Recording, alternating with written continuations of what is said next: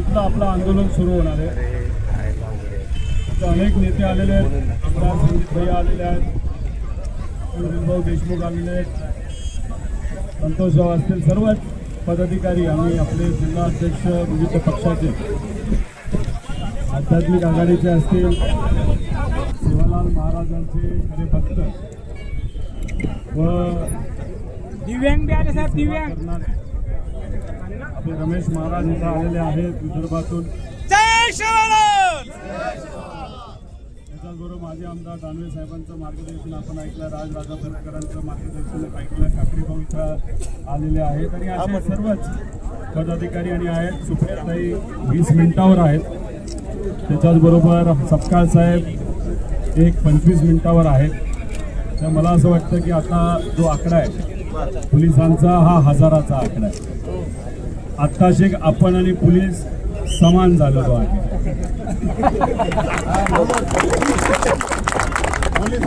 आणि इथं आपल्याला न थांबता 10 पटीने जास्त शेतकरी 100% पोलिसांपेक्षा 10 पटीने शेतकरी इथे येणार असतील, येतील असं आमची अपेक्षा आहे.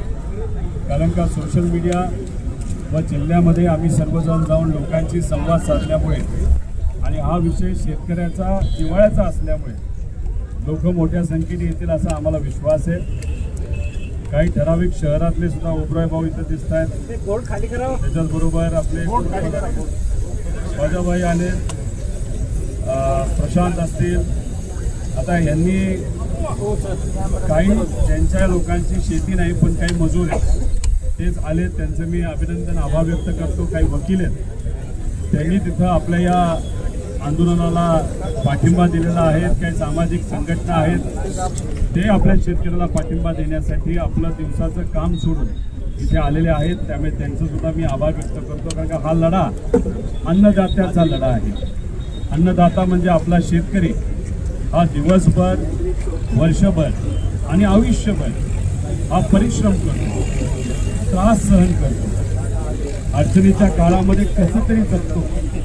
पण काही झालं तरी या महाराष्ट्रातल्या देशाच्या सामान्य लोकांना जगण्यापुरतं तिथं पिकवतो. त्यामुळे या अन्नदात्याला पाठिंबा देण्यासाठी जे काही शेतकरी नसले तरी मराठी माणसं इथं मोठ्या संख्येने आले, त्यांचं मी मनापासून आभार व्यक्त करतो. आपल्याला पोलिसांची काळजी घ्यायची, इथं असणाऱ्या विद्यार्थ्यांची काळजी घ्यायची.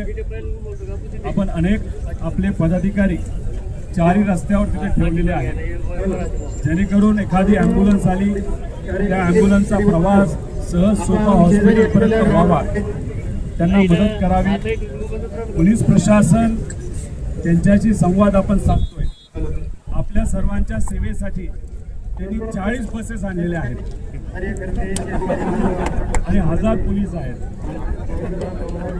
आणि महिला पदाधिकारी सगळे आलेले आहेत. आता ह्याच्यात आपण शाळा ज्या प्रमुख आहेत त्या शाळेचे प्रमुख लोकांना आपण भेटलो आणि त्यांना सांगितलेलं आहे या तिन्ही शाळा की तुमच्या कुठल्याही मुलाला तो LKGचा असू नाही तर मोठ्या वर्गाचा असू, त्याला कुठलीही अडचण आली तर आपण काय पदाधिकारी मोबाईल खाली घ्या ना.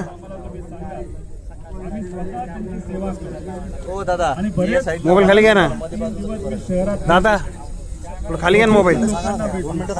नाही तू थांब ना, 2 मिनिटं मध्ये झाला ना तू. काय घेणं देणं नाही, पण त्यांनी सांगत असताना सांगितलं आमचा अन्नदाता परिश्रम घेत असेल आणि समजा जर तुम्ही इथं निर्णय घेतला, शेवटी आम्ही मनाला वाटेल ते करणार नाही.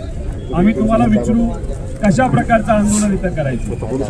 आपण उपोषण करायचं, धरणे आंदोलन करायचं, रस्ता रोको आंदोलन करायचं, जेल भरो आंदोलन करायचं का काय असेल. तुम्ही म्हणाला चला आता रस्ता रोको करू असं जर म्हणला तर आणि आपण रस्ता रोको केला तर लोकांचं मत असं आहे की आम्ही काही प्रमाणात जो काही तास असेल, जो काही वेळ असेल तो सहन करायला तयार आहे, पण आम्ही भक्कमपणे आमच्या शेतकऱ्यांच्या बाजूने तिथं राहणार म्हणजे राहणार. त्यामुळे जे कोणी तुमचा मित्र परिवार, तुमचे शेतकरी, कष्टकरी, परिचयाचे जे कोणी लोक त्या तुमच्या गावातून येत आहेत, वस्तीवरनं येत आहेत, तांड्यावरनं येत आहेत, त्यांना तुम्ही कृपा करून फोनवर सांगून इथं गाड्या लावून इथं आपल्याला गोळा व्हायचंय. गोळा होऊन जसं थोड्या वेळात म्हणजे अधिवेशन तिथं सुरू झालं की मग आपलं इथं शेतकरी अधिवेशन आपल्याला सुरू करायचं आहे. त्यामुळे त्या शेतकरी अधिवेशनामध्ये नाहीतर त्या चर्चेमध्ये फक्त तुमचे विषय तिथं असणार आहे.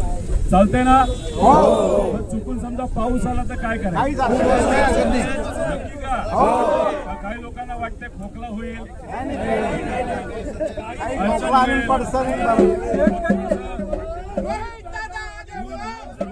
काय करायचं?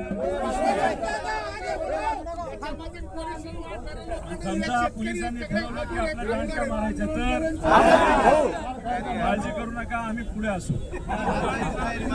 फक्त एक आहे, ही जी लढाई आहे ती तुमची लढाई आहे. आता आपल्याकडे आध्यात्मिक ते दत्ताभाऊ महाराज इथं आलेले आहेत, त्यामुळे ही लढाई तुमची लढाई तुमच्यासाठी आपण लढतो. आता इलेक्शन आहे का? मग इलेक्शन नसताना हा लढा का लढतोय? कारण हे सरकार काय करते, त्यांची अशी अपेक्षा आहे की त्यांनी जी फसवी कर्जमाफी आणली आहे त्याच्यावर कुणीच काय बोलणार नाही, कुणीच त्याचा विरोध करणार नाही, तशीच्या तशी पास करून मोकळं होऊन जायचं. आणि त्याच्यात 70% शेतकऱ्यांवर म्हणजे 38 लाख शेतकऱ्यांवर अन्याय होणार आहे.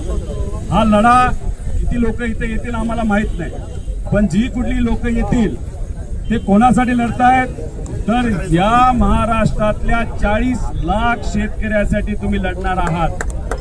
त्यामुळे हा लढा फक्त मराठवाड्याचा, तुमच्या तालुक्याचा, तुमचा नाही तर तुमच्या गावाचा नसून हा अख्ख्या महाराष्ट्राच्या अन्नदात्याचा लढा तिथं आपण लढणार आहोत. त्या संतोषराव असतील, सर्वच पदाधिकारी आणि आपले जिल्हा अध्यक्ष विविध पक्षाचे, आध्यात्मिक आघाडीचे असतील, ओबीसी आघाडीचे असतील, त्याच्याचबरोबर सेवालाल महाराजांचे खरे भक्त व दिव्यांग बी आले साहेब, दिव्यांग करणारे आपले रमेश महाराज यांचे आलेले आहेत विदर्भातून. त्याच्याचबरोबर माजी आमदार दानवे साहेबांचं मार्गदर्शन आपण ऐकलं, राजराजा फटकरांचं मार्गदर्शन ऐकलं, काकडेगाव इथं आलेले आहेत आणि असे सर्वच पदाधिकारी आणि आहेत. सुप्रियाताई 20 मिनिटावर आहेत. त्याच्याचबरोबर सपकाळ साहेब एक 25 मिनिटावर आहेत. तर मला असं वाटतं की आता जो आकडा आहे पोलिसांचा हा हजाराचा आकडा आहे. आत्ताशी आपण आणि पोलीस समान झालेलो आहे. आणि इथं आपल्याला न थांबता 10 पटीने जास्त शेतकरी 100% पोलिसांपेक्षा 10 पटीने शेतकरी इथे येणार असतील, येतील असं आमची अपेक्षा आहे.